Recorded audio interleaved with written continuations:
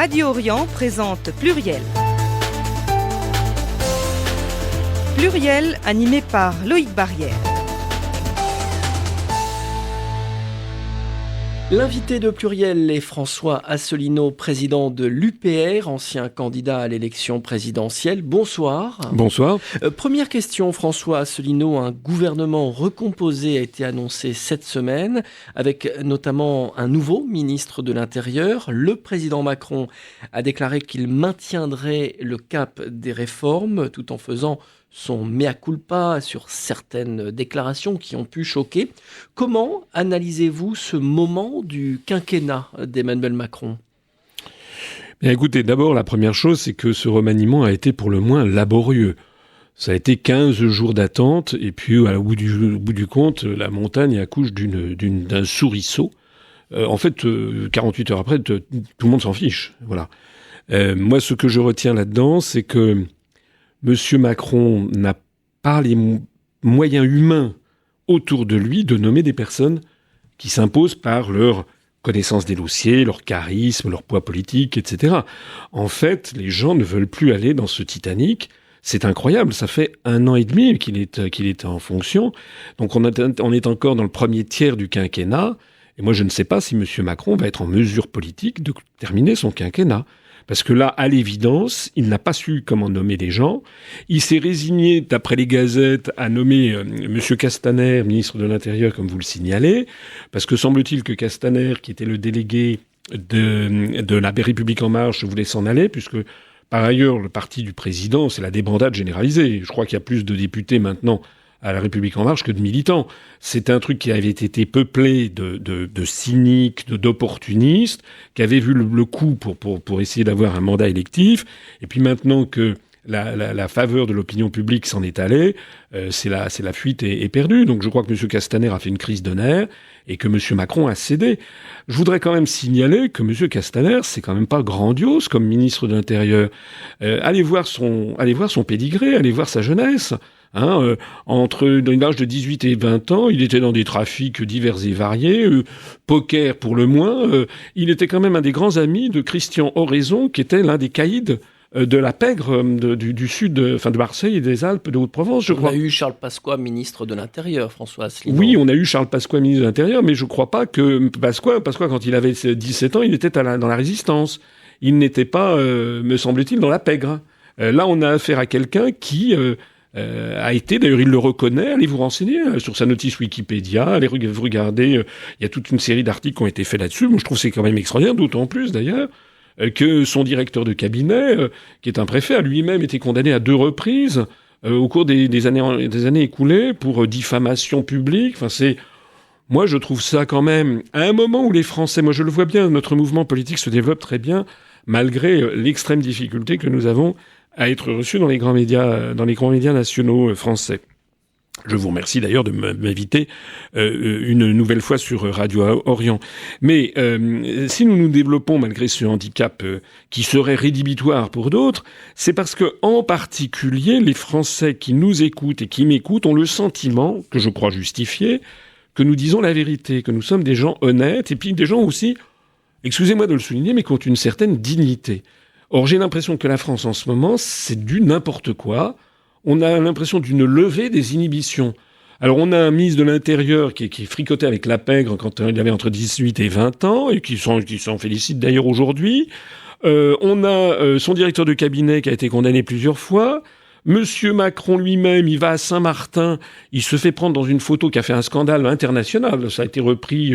Est-ce qu'on est responsable des gens à côté de qui on est en photo ? Oui. Quand on est président de la République, oui. Attendez. François Asselineau, ça vous arrive de temps en temps de faire des selfies. Vous ne connaissez pas le CV des gens qui posent à côté de vous ? Oui, mais je vous ferai remarquer 2 choses. La première, c'est que je ne suis pas président de la République, et que je n'ai pas autour de moi tous les services de renseignement généraux, les services de protection des hautes personnalités, le SPHP du ministère de l'Intérieur et les services secrets, parce que c'est ça un chef d'État. Donc moi je suis là, d'ailleurs je suis toujours très gentiment accueilli par tout le monde. Et deuxièmement, je me donne pas en spectacle, je ne fais pas des selfies avec des hommes torse nu avec lesquels je prends des poses équivoques qui donnent à penser au minimum qu'il y a une grande intimité. Voilà. Là, ça, c'est Vous allez loin, hein. Non, attendez, non, je vais pas loin. Vous avez vu ce qui circule sur Internet. Je suis au contraire très... Donc, ça veut dire, et alors le pire de l'histoire, c'est que l'un des deux personnages avec lequel monsieur Macron s'est fait prendre en photo à Saint-Martin, vous avez vu que on a appris donc hier qu'il a été repris à Saint-Martin avec de l'ecstasy, avec du cannabis sur lui. Et donc maintenant, est-ce qu'on juge une politique en fonction d'une photo Est-ce que c'est... Mais parce que la photo c'est un détail. Non, François, non, ça n'est pas un détail. Ça serait la toute première fois que ça serait arrivé. On pourrait dire, bon, tiens, je sais pas, il a eu un coup d'insolation ou un coup de rhum. Mais enfin, c'est quand même pas la première fois qu'on voit ça. Et puis surtout, ce qui a beaucoup choqué l'opinion, c'est qu'il est pris en photo en bras de chemise avec des malfrats. Enfin, non d'une pipe quand même, c'est le président de la République française. Est-ce que vous imaginez l'empereur du Japon, la reine d'Angleterre ou le président de la République allemande en train de se faire prendre en photo avec des repris de justice? Bon, et en bras de chemise, et ça ne va pas. Et c'est un symbole. Et ça a fait d'autant plus jaser que le même monsieur Macron passe son temps à insulter les chômeurs ou à insulter les Français, la personne, enfin le Français moyen, si vous voulez, comme tout le monde, qui va au boulot. Monsieur Macron, dès qu'il va à l'étranger, il commence à insulter les Français. Il a reconnu que son franc-parler pouvait avoir choqué. Vous reconnaissez tout de même qu'il a fait son mea culpa dans sa déclaration cette semaine? Non, c'était pas un mea culpa. C'était au contraire enfoncer le clou. C'était de dire oui, j'ai dit des choses qui choquent, mais j'ai raison de le faire. Donc c'est pas du tout un mea culpa. Il a fait, d'ailleurs, tout ça, c'est de la com. Et vous avez vu en plus au passage cette déclaration incroyable, filmé, on avait l'impression d'être au Saint-Sépulcre, il avait là des notes raturées, tout ça c'est de la com. Les gens en ont ras-le-bol de la com. Mais je me permets de terminer, parce que je n'ai pas tout à fait terminé. Je vous disais que c'était la levée des inhibitions, on a l'impression dans toute la classe politique.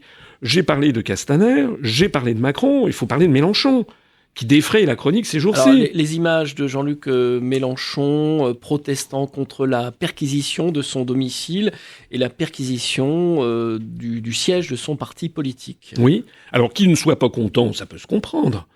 Mais enfin, il a dit des choses absolument incroyables. Il a osé dire « la République, c'est moi ». Mais il n'est qu'un député. Alors un député a une protection légale qui est l'immunité parlementaire. Mais nul n'est au-dessus de la loi, pas même le président de la République, quoique le président de la République a un statut spécifique. Mais les députés, ils ont une immunité parlementaire qui peut être levée par leurs collègues. Peut-être a-t-il été mal compris, peut-être voulait-il dire qu'il incarnait la République face à des policiers qui sont aux ordres de la République. Mais écoutez, ça serait, je ne sais pas, imaginez que Jean-Marie Le Pen se soit composé le même genre, hein. C'est exactement le même genre. On aurait bien vu Jean-Marie Le Pen faire ce genre de truc. Et là, on aurait vu toute la gauche pousser des cris d'orfraie, à juste titre. Parce que c'est pas le procureur de la République qui a été molesté. Moi, je l'ai vu, j'ai vu les vidéos, il a été poussé contre un mur. On est à la limite du brigandage. Ce sont des actes très délictueux, parce que la justice... Alors, si monsieur Mélenchon n'a rien à se reprocher, il n'a qu'à dire, allez-y. Moi, par exemple, vous savez, nous, dans notre parti politique, il n'y a jamais eu de perquisition. L'organisme anticorruption Anticor, qui a épluché toutes les déclarations pour les candidats à la présidentielle, n'a rien à trouver à redire sur nous. En revanche, Anticor a demandé au parquet d'instruire des procédures contre monsieur Macron, parce qu'il y a des choses qui sont absolument pas claires dans les comptes de monsieur Macron, et c'est un scandale que M. Macron, il n'y a pas de procédure contre les comptes de M. Macron, mais aussi contre Mme Le Pen, mais aussi contre M. Fillon, mais aussi, je crois, contre M. Hamon, et en tout cas contre M. Mélenchon. Donc nous n'avons pas ça. Et si demain, il y avait des gens qui venaient faire une perquisition au siège de l'UPR, je les accueillerais les bras grands ouverts, je dirais, allez-y, parce que nous n'avons rien à cacher. Et je reviens, M. Mélenchon, lorsqu'il dit « la République, c'est moi », ça fait penser, en fait, moi, vous savez, j'aime bien l'histoire, ça fait penser à un propos qui est prêté, on ne sait pas s'il est tout à fait exact, mais enfin il révèle quand même une personnalité, le propos qui avait été prêté à Louis XIV, qui avait dit « l'État c'est moi », quand il avait imposé une dictature, ça s'appelait la monarchie absolue. C'est-à-dire que monsieur Mélenchon considère qu'il est au-dessus des lois, et considère qu'il a le droit de violenter, de molester les représentants de la loi. C'est pour ça d'ailleurs qu'il est maintenant traîné en justice. Alors, à votre avis, pourquoi Jean-Luc Mélenchon a-t-il réagi de cette façon ? Alors, il y a deux hypothèses possibles, qui ne sont d'ailleurs pas forcément contradictoires l'une avec l'autre. C'est que M. Mélenchon... moi, on a chez nous des gens qui ont calculé. Hier au soir, il y avait déjà 240 articles de journaux. Là, on doit en être à un demi-millier d'articles de journaux. Donc, il fait le buzz. On parle que de lui. J'ai vu d'ailleurs un journal... Mais c'est payant électoralement, vous pensez ? Ça, je n'en sais rien. Mais ce que je sais en tout cas, c'est que j'ai vu un journal qui parlait de M. Mélenchon en étant le principal opposant de Macron. Parce qu'il essaye de faire passer une image qui serait le principal opposant de Macron. C'est faux.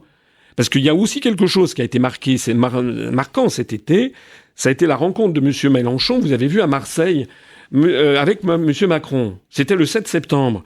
Mélenchon fait une harangue devant ses partisans, c'est à Marseille. Il traite M. Macron, le président de la République, de plus bactère. Il dit que c'est un faux cul, un hypocrite, que s'il n'y a pas plus xénophobe que lui. Et puis, 3 heures après, il rencontre, comme par hasard, le président de la République sur le trottoir à Marseille à minuit. On se demande d'ailleurs ce que faisait le président de la République sur le trottoir à Marseille à minuit. Il déambulait dans Marseille à la rencontre de la population. Il y avait un live Facebook. En attendant, ils se rencontrent, et vous avez vu comment M. Mélenchon s'est complètement aplati devant celui-là même qu'il fustigeait 3 heures avant. Oui, mais donc, vous dites il s'est aplati, mais c'est aussi une façon républicaine de saluer le chef de l'État. Vous-même, vous critiquez Emmanuel Macron, mais si vous le rencontrez, vous allez être courtois avec lui. Ah, mais je ne reviendrai pas sur mes propos. Qu'il ne l'ait pas traité comme le procureur de la République qui l'a molesté, je suis d'accord. Parce qu'il y a quand même un respect, à défaut du respect pour M. Macron, un respect pour la fonction qu'il incarne. Mais moi, je n'aurais jamais dit ce que M. Mélenchon a dit, c'est-à-dire, oh, vous savez, ce que j'ai dit, c'était des exagérations marseillaises. C'est-à-dire qu'il a fait allégeance devant M. Macron, et il a dit à Macron, ce que j'ai dit devant la population, en fait, c'était de la blague, c'était simplement pour rire. François Asselineau, je n'avais pas prévu qu'on parle de tous ces sujets.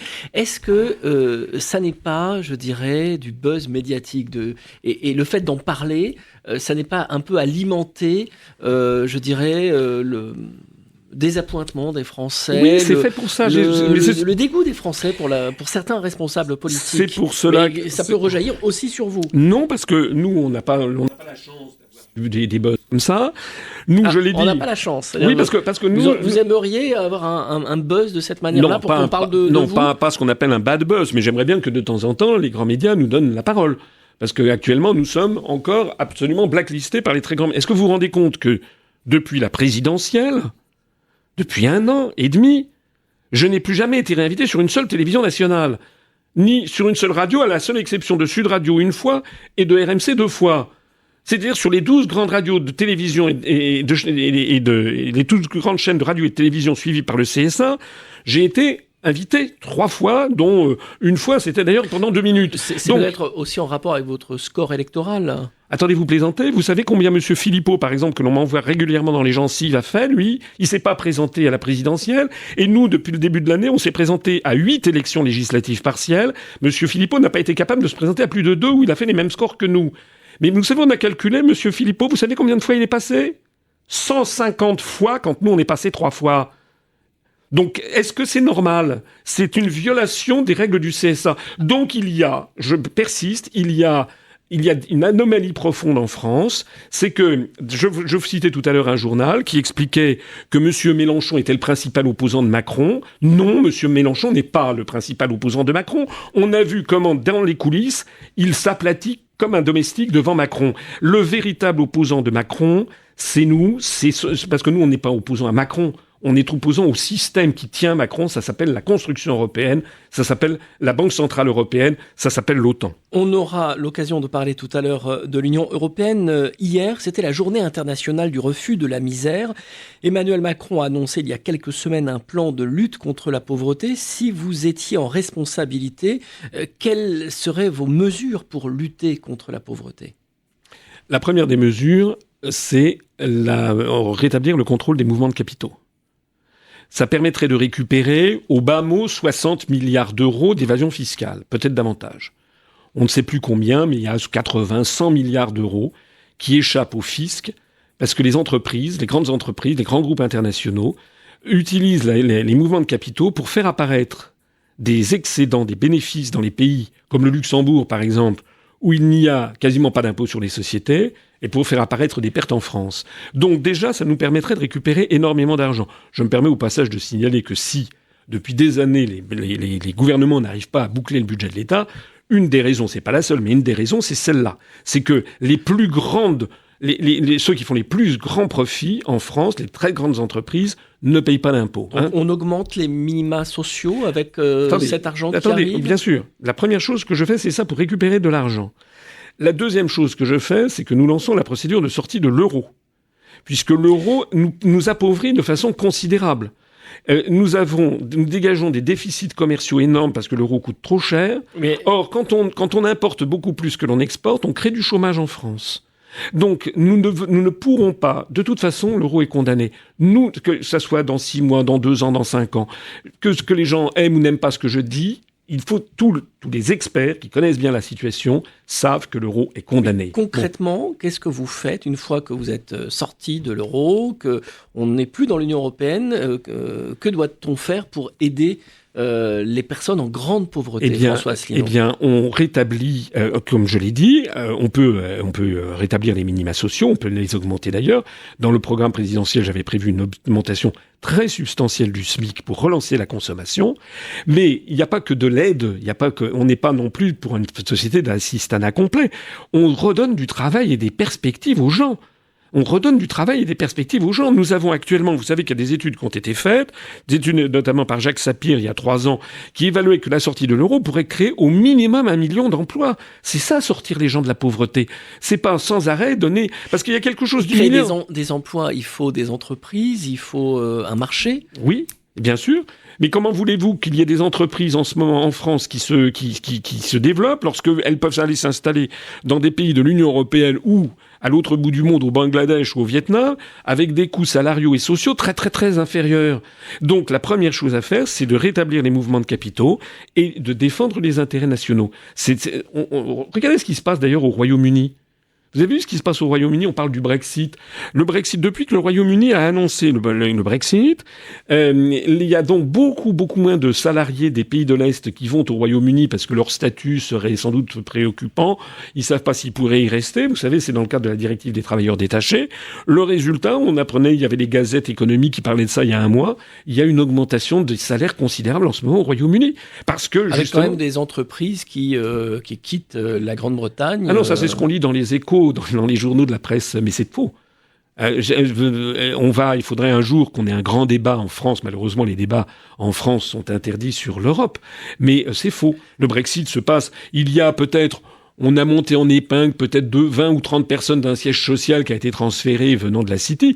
Mais il y a eu le Financial Times, qui est quand même la Bible de la City londonienne, qui a montré, il y a 2 mois, qu'en fait, on envisageait le départ de 600 000 personnes, il y en aura peut-être 2000 au total. Non. Et en revanche, vous avez des sièges sociaux comme Google, Facebook, etc., qui sont allés s'installer au Royaume-Uni parce que la livre sterling a perdu 10%. Ça devient très attractif pour les investisseurs internationaux. Je reviens à la lutte contre la pauvreté. Qu'est-ce que vous proposez pour répondre à la crise du logement ? Alors ça, cette question tombe bien. On a l'impression que vous voulez me faciliter la tâche, puisque c'était dans les propositions de mon programme, il y avait l'idée que si nous sortons de l'Union européenne, on récupérera au minimum 9 milliards d'euros. J'ajoute d'ailleurs que le départ du Royaume-Uni va nous coûter de l'argent, puisque le Royaume-Uni était contributeur net. Donc du coup, la contribution nette qu'apportait le Royaume-Uni au budget de l'Union européenne, il va falloir la répartir sur les autres, c'est-à-dire sur les autres contributeurs nets. Donc on estime que la contribution nette de la France à l'Union européenne, au cours des années à venir, devrait monter à 11 ou 12 milliards d'euros. Si nous en sortons, nous récupérerons 12 milliards d'euros. Et on pourra d'ailleurs, vous savez comment ça marche l'Europe, on donne 24 à l'Union européenne, on reçoit 15. Donc nous, si on sort, on ne donnera plus 24 et on ne recevra plus 15, mais au total, ça veut dire qu'on économisera 9. Et on donnera toujours les mêmes subventions aux agriculteurs. On lance des chantiers pour des logements sociaux ? Donc il y avait effectivement le logement. Pourquoi le logement ? Parce que tout le monde sait que c'est une activité qui est peu importatrice et qui crée beaucoup d'emplois. Il y a un dicton français célèbre qui dit quand le bâtiment va, tout va. Donc et ça, on ne peut pas délocaliser. Et on ne peut pas le délocaliser, par nature. Alors surtout si on sort de l'Union européenne et si on n'a plus le phénomène des directives des travailleurs détachés, à ce moment-là, on retrouvera de l'emploi. Je voudrais quand même signaler la directive des travailleurs détachés. Rappelez-vous que Monsieur Macron s'était fait fort de revenir là-dessus. Et là, il est revenu sur rien du tout, en fait.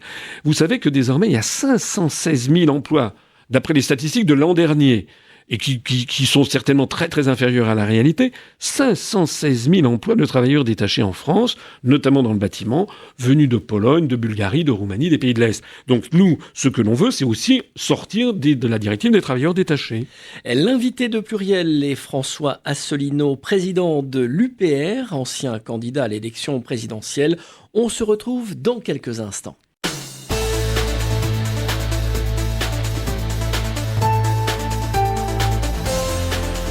Pluriel, animé par Loïc Barrière.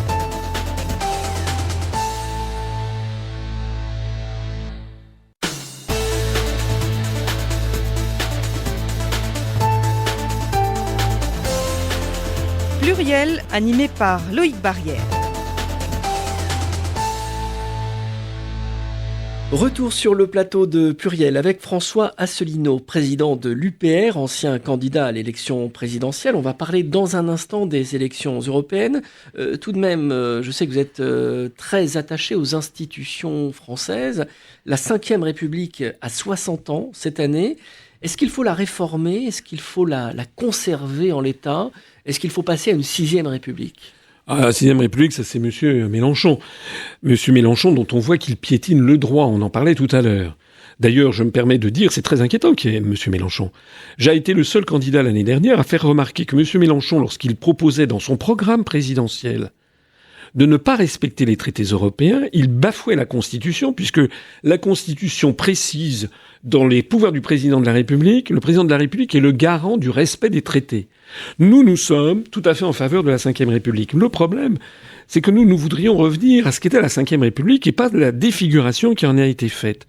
On n'a pas le temps d'en parler ici, mais les personnes qui m'écoutent et qui sont intéressées peuvent aller sur notre site upr.fr, dont je me permets de souligner qu'il est le premier site le plus consulté sur Internet, maintenant très loin devant les sites des autres partis politiques, et parce qu'il y a énormément d'informations dessus. On n'est pas consulté d'ailleurs que par des adhérents et des sympathisants.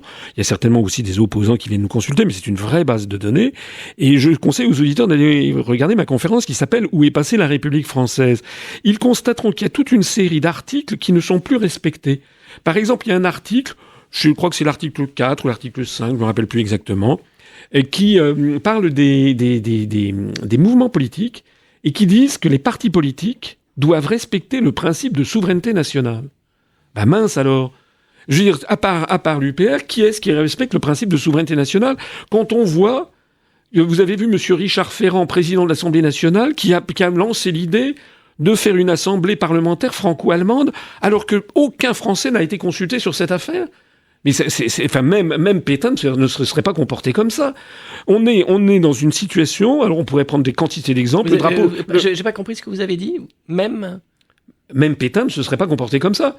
Même du temps des collabos, personne n'avait proposé de faire une assemblée parlementaire franco-allemande. Ça va loin, là. Vous êtes en train de rentrer dans des accusations de collaboration. Mais vous savez ce que c'est que la collaboration ?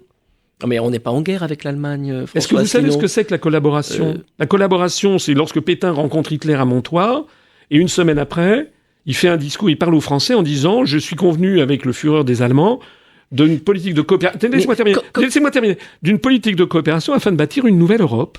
Parce que la collaboration dont on parle tant en France, c'est bien pour bâtir une nouvelle Europe. Quand vous êtes en train de dire ça, vous n'avez pas peur de perdre certains auditeurs qui, jusqu'à présent, adhéraient à ce que vous dites ? Non, parce que, vous savez, les Français sont outrés. Lorsque les Français constatent que M. Macron a bradé le TGV aux Allemands, lorsque M. Macron, maintenant, envisage, et il suffit de lire les journaux, de brader le siège permanent du Conseil de sécurité de la France, de le filer à l'Allemagne pour un siège franco-allemand. Lorsque, renseignez-vous aussi dans les revues les plus spécialisées, comme quoi il y a des menaces de fusion que la France donne à la force nucléaire ou à l'Allemagne, il est très grand temps de tirer la sonnette d'alarme, parce que qu'est-ce que nous donnent les Allemands en retour ? On peut critiquer les négociations entre la France et l'Allemagne sans pour autant tout ramener à Pétain et à la collaboration. Non, mais c'est une politique constante. Vous savez ce que disait Charles de Gaulle? En France, seul le peuple est patriote, les bourgeois ne le sont pas. Tout au long de notre histoire. Mais si vous voulez qu'on parle pas de 1940, on peut parler d'autre chose. Mais c'est intéressant, 1940. Mais on peut très bien parler, par exemple, des années 1871, 1870. On peut très bien parler de l'année 1429, lorsque Charles VII, le roi de France, donnait le royaume de France aux Anglais contre la volonté du peuple français. On a tout au long de notre histoire nationale des élites qui de temps en temps se sont dit on va brader la France, on va le donner aux autres. On va le donner aux Anglais pendant la guerre de 30 ans, on va le donner aux Prussiens en 1870 ou à peu près. Eh bien, en 1940, c'était ça. Et aujourd'hui, excusez-moi, mais ce qui se passe n'est pas une bagatelle. Lorsque M. Macron cède à l'Allemagne le TGV, lorsqu'il propose d'avoir une assemblée parlementaire franco-allemande, lorsqu'il propose de faire un siège commun au Conseil de sécurité avec l'Allemagne, lorsqu'il donne aux États-Unis les turbines de GE Alstom qui mettent en cause notre indépendance nationale en matière de force nucléaire, lorsqu'il vend des aéroports à des Chinois, qu'est-ce qu'il obtient pour la France ? Est-ce que vous vous définissez comme nationaliste ou patriote ? Alors ça, je l'ai déjà répondu à cette affaire.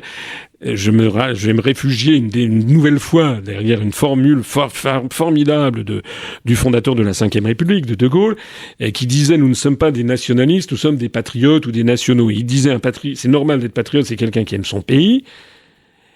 Mais un nationaliste, c'est quelqu'un qui déteste le pays des autres. Or, nous ne détestons pas le pays des autres, au contraire.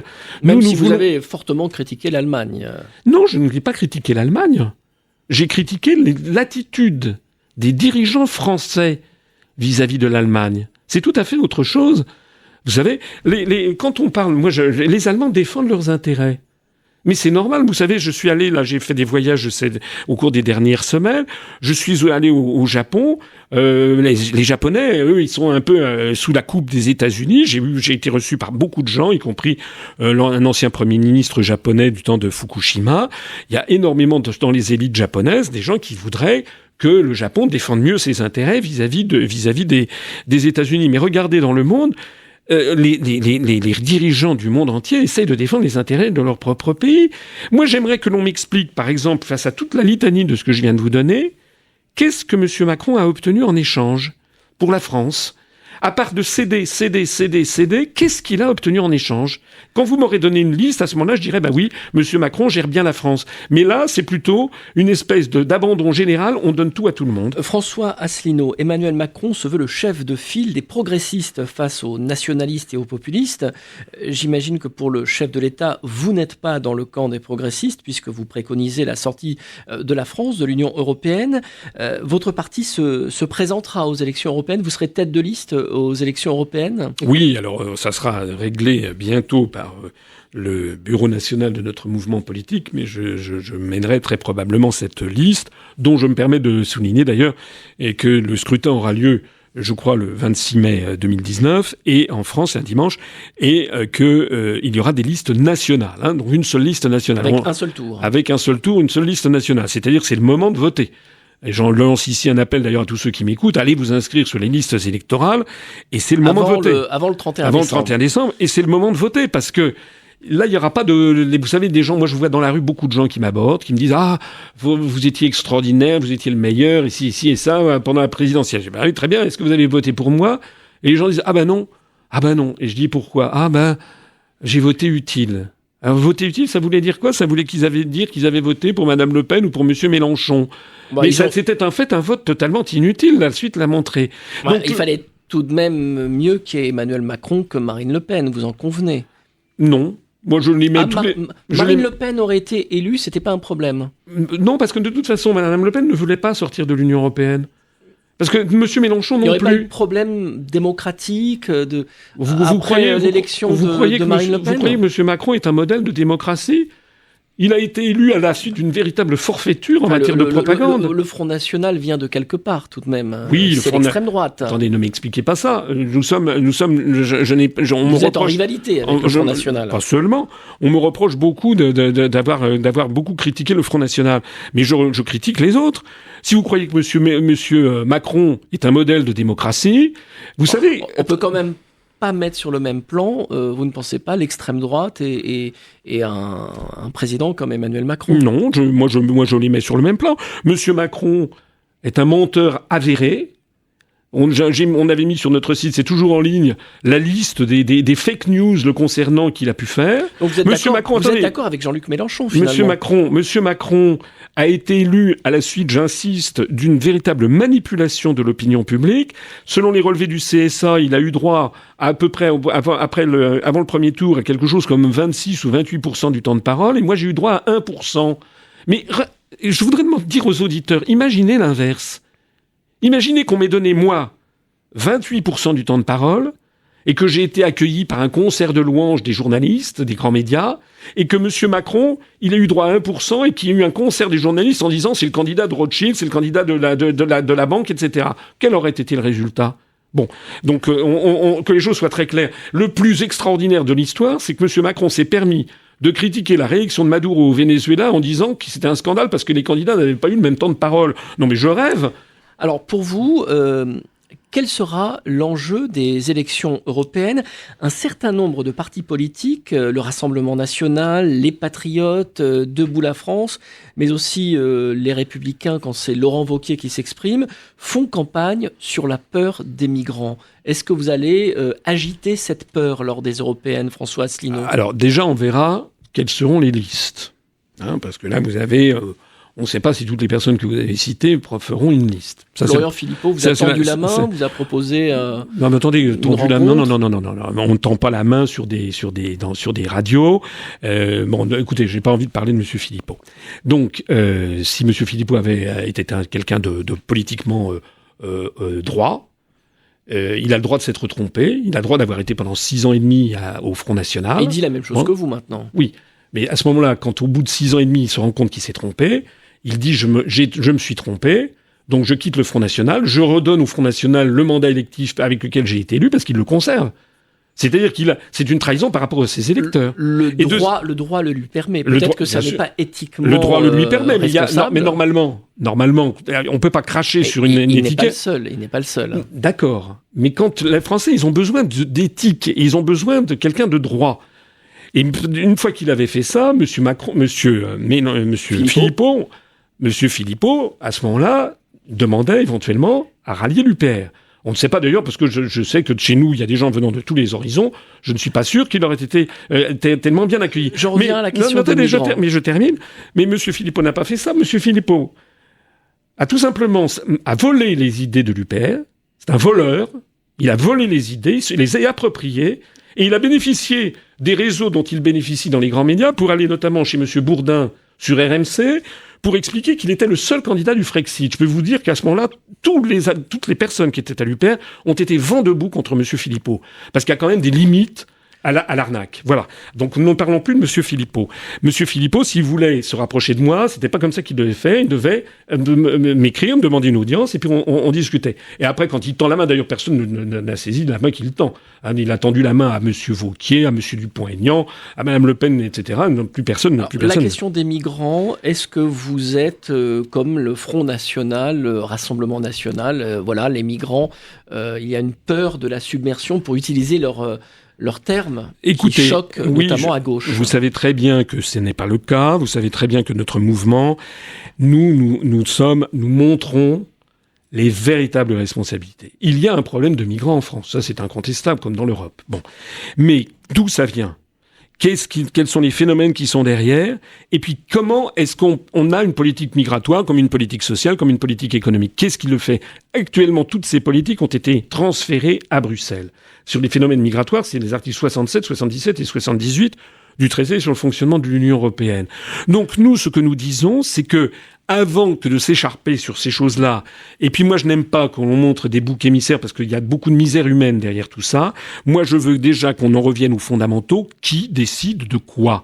Or j'observe Si vous voulez que moi, je prends souvent, vous connaissez, il y a un dicton chinois qui est très très connu, qui dit lorsque le sage montre la lune, l'imbécile regarde le doigt. Et ben moi, je le paraphrase en disant lorsque Asselineau montre les traités européens, Madame Le Pen, Monsieur Dupont-Aignan regarde les migrants et Monsieur Mélenchon dénonce Macron. C'est-à-dire que tous ces gens-là refusent de faire l'effort de pédagogie et de, comment dirais-je, d'éducation populaire que j'ai fait depuis 11 ans, et pas seulement moi, puisque maintenant on a plus de 32 000 adhérents, pour expliquer aux Français qu'il faut que on se rassemble pour récupérer notre pouvoir de décider collectivement de notre avenir. Mais avant de sortir de l'Union européenne, là, si vous aviez un conseil à donner au gouvernement sur l'Aquarius, sur les migrants qui se noient en Méditerranée, il y a une urgence. On ne peut pas attendre que l'Union européenne se réforme. La première chose que j'aimerais voir, moi, c'est qui finance tout ça. Ah.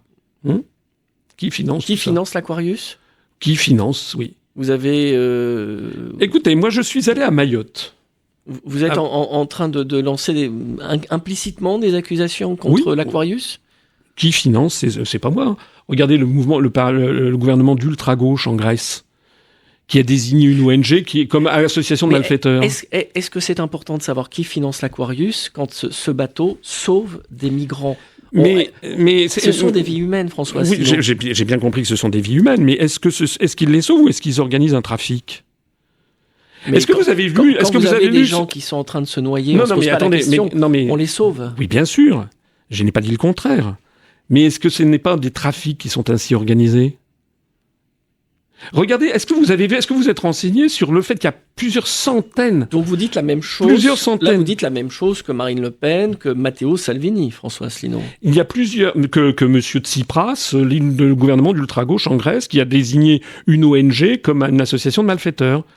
Et qui est actuellement poursuivi. Je dis la même chose que Les Échos, le journal Les Échos, qui montre qu'il y a dans le sud de l'Italie 300 000, migrants qui sont actuellement employés clandestins dans des travaux du type d'esclaves et qui sont financés par l'Ndrangheta, enfin qui sont venus par l'Ndrangheta calabraise. Ce sont des phénomènes mafieux. C'est la réalité. Voilà. D'ailleurs, regardez, je crois que le magazine Marianne de cette semaine dit exactement la même chose. François Asselineau, un mot de votre parti politique. Je vois que vous avez votre université d'automne à la fin du mois. Vous allez débattre avec Emmanuel Todd sur le thème « La France va-t-elle disparaître ?» On se souvient qu'Emmanuel Todd avait inspiré le thème de la fracture sociale à Jacques Chirac. Vous vous retrouvez aujourd'hui dans les prises de position d'Emmanuel Todd ? Peut-être pas dans toutes les prises de position. Il a d'ailleurs eu des positions assez variables sur certains sujets. Notamment, je crois qu'il avait appelé à voter oui à la Constitution européenne en 2005, ce qu'il a d'ailleurs regretté ensuite. Mais c'est en fait quelqu'un que je connais bien, que j'apprécie beaucoup. Moi, quand j'étais étudiant, j'avais lu certains de ses ouvrages, à commencer par La Chute finale, qui est un livre génial qu'il a écrit en 1976 pour expliquer que l'URSS allait s'effondrer. Donc c'est je trouve que c'est un brillant esprit, et je suis très très content moi c'est devenu un ami, et je suis très content qu'il vienne débattre sur ces sujets. J'espère que ça va être très très intéressant. Il pourrait se présenter aux européennes avec vous ? Ah, écoutez, je n'en sais rien. Ça, vous voulez tout savoir, vous. Mais il y a pas que lui qui vient. L'après-midi, on a un grand débat sur l'Allemagne pour savoir est-ce que l'Allemagne quelle est la position de l'Allemagne vis-à-vis de l'Union européenne et de l'euro. Et là-dedans, dans ce débat, il y aura Édouard Husson, qui est un grand spécialiste de l'Allemagne, normalien, vous connaissez sans doute de nom.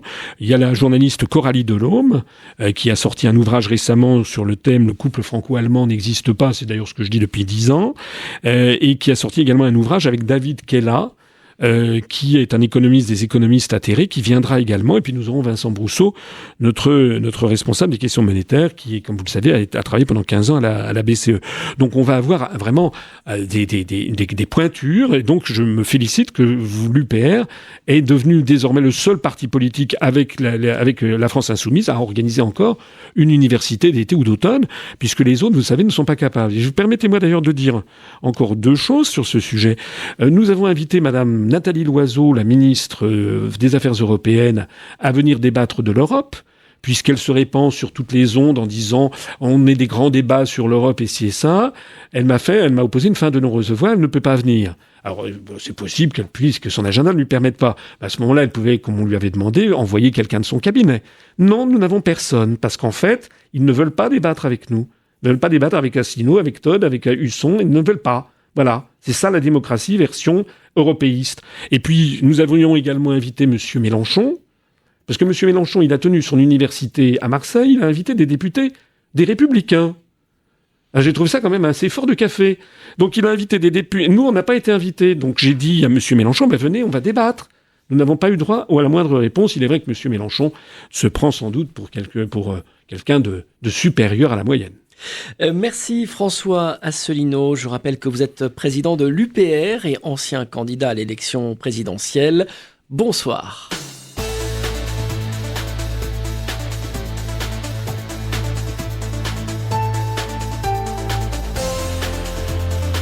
C'était Pluriel, une émission hebdomadaire présentée par Loïc Barrière.